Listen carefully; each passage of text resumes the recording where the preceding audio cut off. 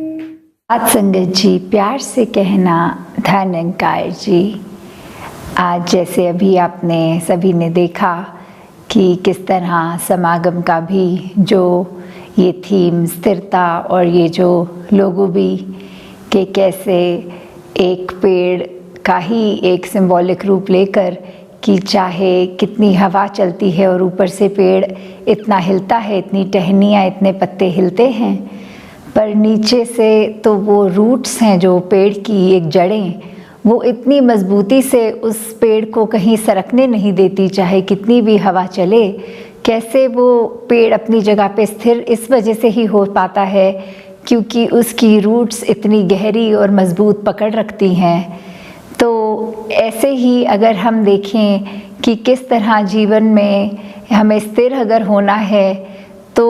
कुछ भी घटनाएं घटती रहेंगी तो हम ऊपर से तो चाहे कितने भी अस्थिर हो सकें,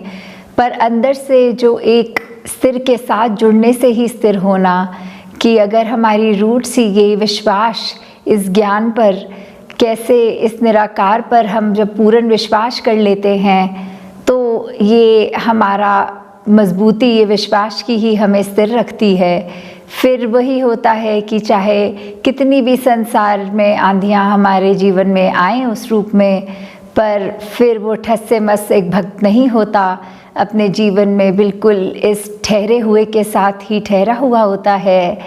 जैसे उदाहरण में कि अगर कोई पानी का भी लें, जहाँ एक ठहराव तो वो हो गया कि ये पानी एक जगह पे ठहर गया है और वो गंदगी का काम कर रहा है, फिर उस पर मच्छर भी पनप रहे हैं और कैसे फिर वो एक कोशिश रहती है कि पानी को ठहरने ना दें। और दूसरा ठहराव अगर पानी का देखें कि अगर मिट्टी वाला पानी है और उसको कहीं रख दिया जाता है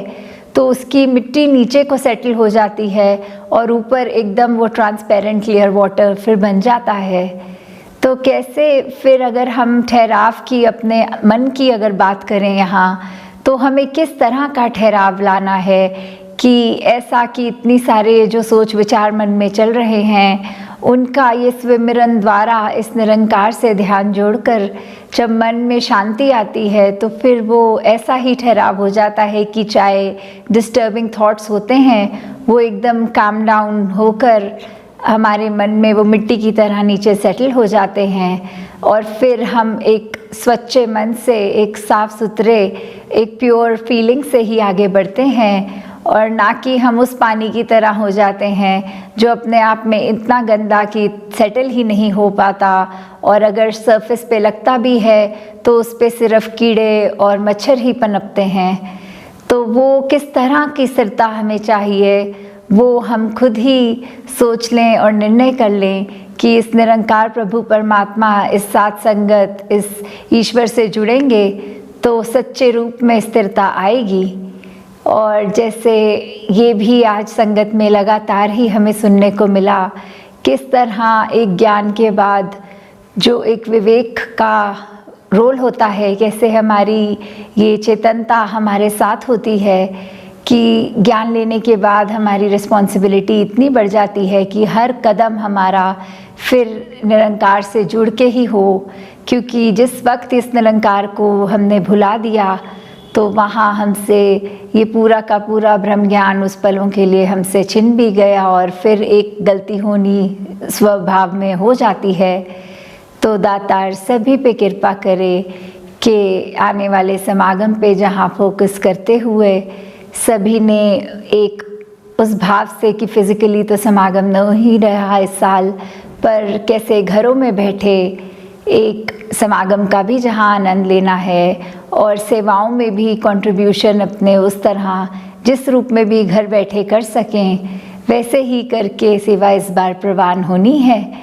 तो दातार कृपा करे सभी पे